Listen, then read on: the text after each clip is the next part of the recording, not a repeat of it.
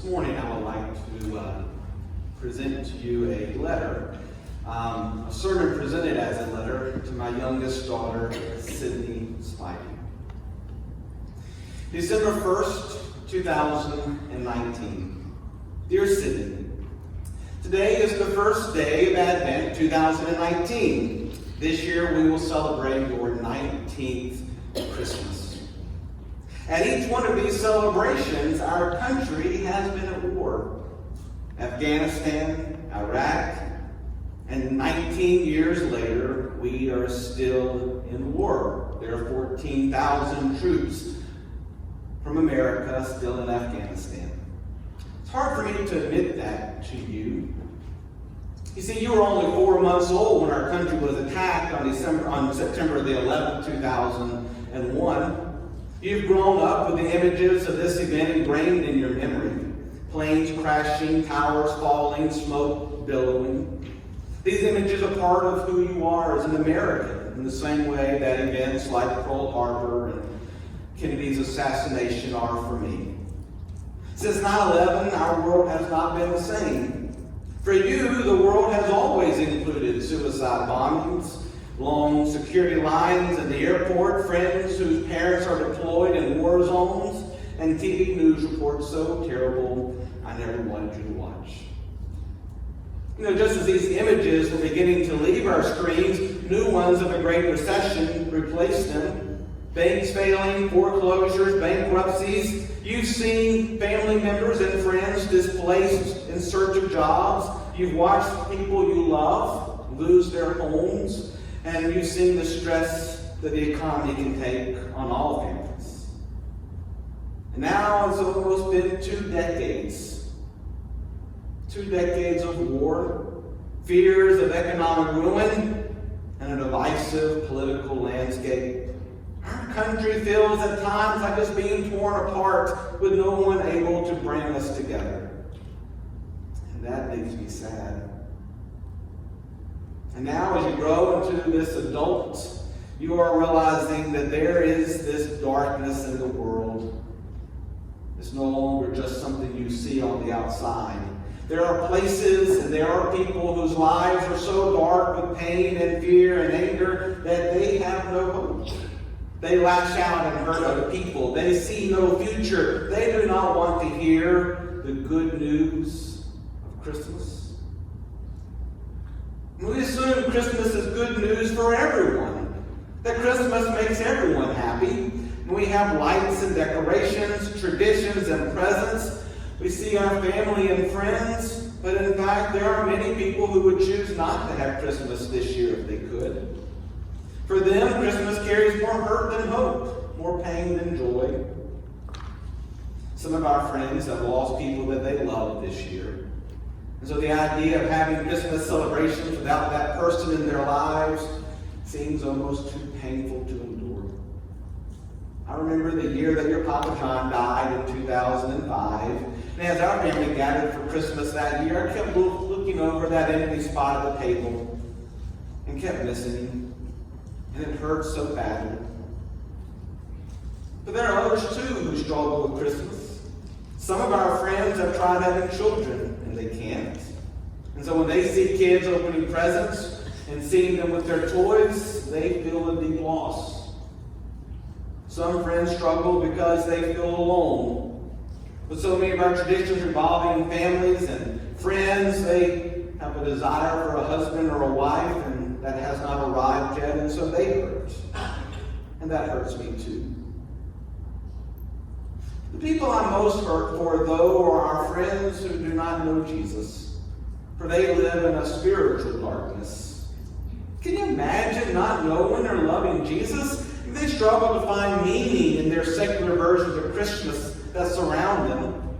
They decorate like we do, but they miss the hope and the purpose and the love at the very foundation of what Christmas is about with the arrival of Jesus.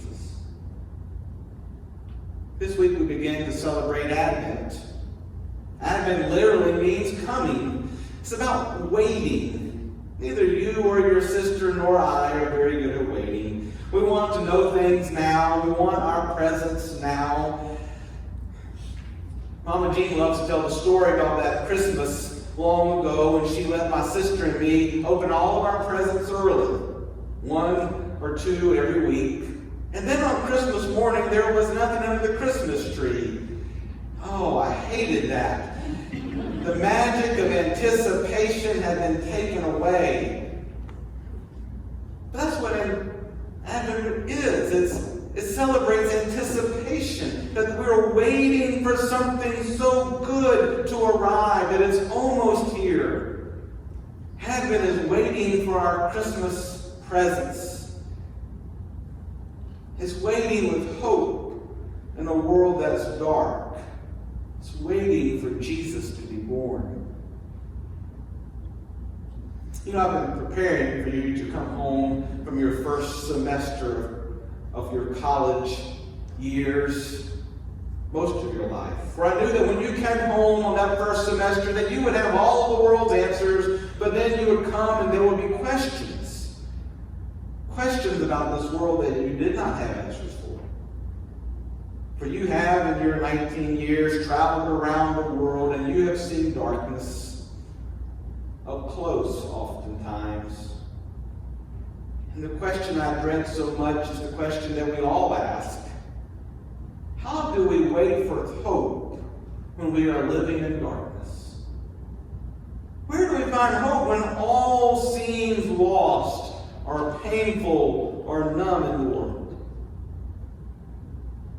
We often look for hope in the Christmas culture and traditions that are around us. We forget about the true purpose of Jesus coming into the world. For our families, as guilty as all the rest, we get lost in the Christmas shopping and we get lost in decorating the house and trying to get everything done and doing all the experiences. We try to pack it all in. This year we even have a new family tradition we're trying in Florida, Christmas Day at the beach. We're going to have a great family time, but ultimately all of those things are just vapor in the wind when it comes to where do you find hope in dark times. See, the story of Jesus is different than all of our shopping and all of our presents, all of our decorating and all of our parties. For Jesus came to a world filled with darkness just like ours. When he arrived, generations of people have been expecting him for centuries. For over 700 years, mothers and fathers told the story to their kids that one day this king, this Messiah, this leader would come and save them from the darkness. This was a powerful, hope-filled story, and it filled all who heard them with a glimmer of hope. Think about all those Jewish kids who heard those stories of the Messiah, and it makes me think of you and Sarah. I'm sure they would get scared and frightened at the things happening in their lives when they looked at the political events all around them. And it was the memories that got passed down from parent to parent, generation to generation, that gave them hope. For you see, Jesus did not just show up in the world. He came to a world that needed him.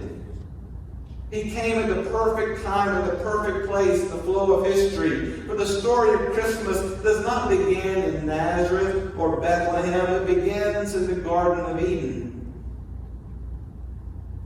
God created all of us, you and me, your mom and Sarah, everyone, out of love to be God's friends. God created Adam and Eve, the first people, as stewards of all God created, and then they said no to God.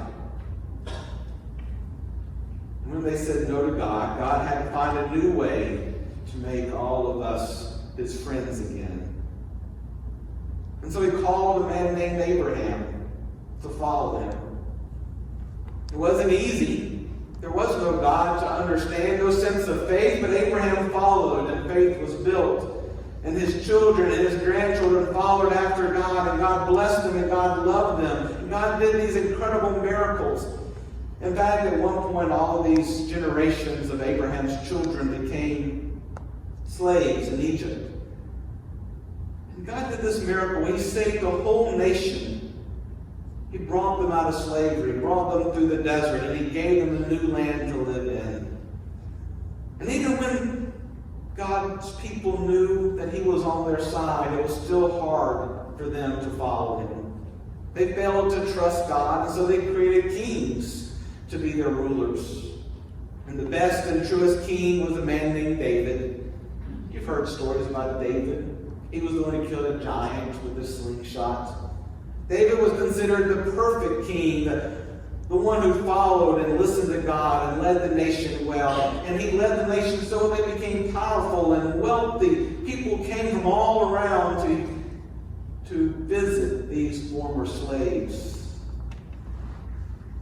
But then David and his son and others, they began to drift away. Eventually there was a civil war. The nation was torn apart. And when it did, the two countries became weaker than the one as a whole. I tell you this because there's a point in the Bible that's important for us today. A point that reminds us of the dark times that we live in today. See, in the Old Testament, there was a man named Isaiah. And Isaiah was a preacher.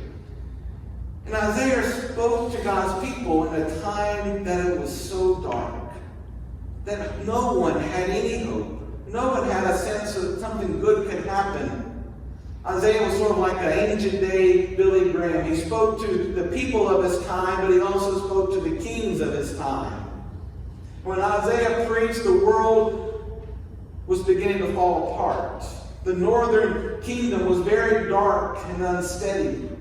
For decades, war had surrounded them, and everyone within that country was uncertain and fearful, and they were feeling a panic and death all around them.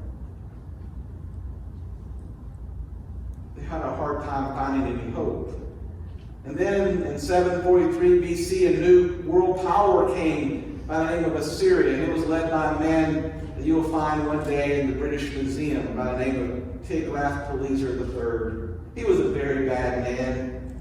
He ruthlessly attacked the people, and all of the country fell. All the people were taken away, and it was hard for everyone.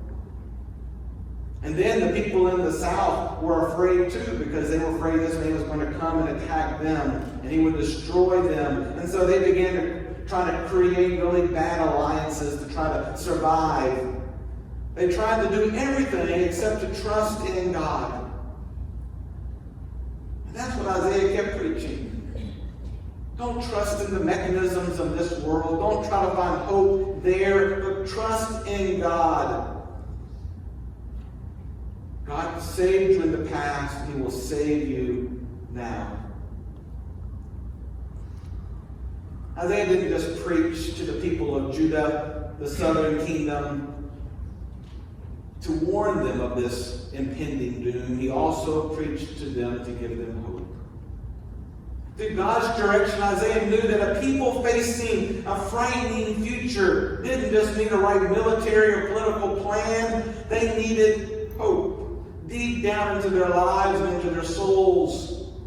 They needed a new vision of what life with God could be. A vision of a new kingdom with the new King of Kings. There are lots of verses in Isaiah's books in the Bible that tell of this King of Kings. But one of my favorites is this wonderful vision of what this kingdom will look like when the Messiah arrives. I hope when you face darkness and challenge, you'll come back to this verse time and time again. Let me quote a few of those passages for us. Isaiah 11, verses 1 and 2 says, "A shoot will come from the stump of Jesse. From his roots a branch will bear fruit. The Spirit of the Lord will rest on him, the Spirit of wisdom and understanding, the Spirit of counsel and of power, the Spirit of knowledge and of fear."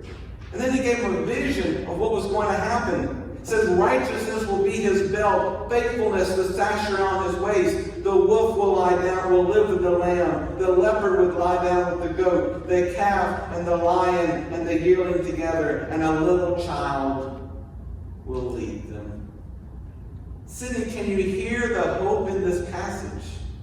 Isaiah speaks to people in this time who are living in darkness, and the hope and the vision he imagines comes with an understanding of the history of God has been at work in his people. And if God has been at work in his people before, he will be in their lives again. Isaiah says, don't be afraid of those bad kings you've had. God will raise up a new king from the stump of Jesse. Jesse was the father of that king, David, I spoke about a few minutes ago. And during that dark time, everyone remembered the great stories that their parents told of when David was a king. So when they heard the branch of the stump of Jesse, they remembered that David was a good king, and God was going to bring new kings again. A green shoot, a branch will spark new life, new leadership, a new kingdom for everyone.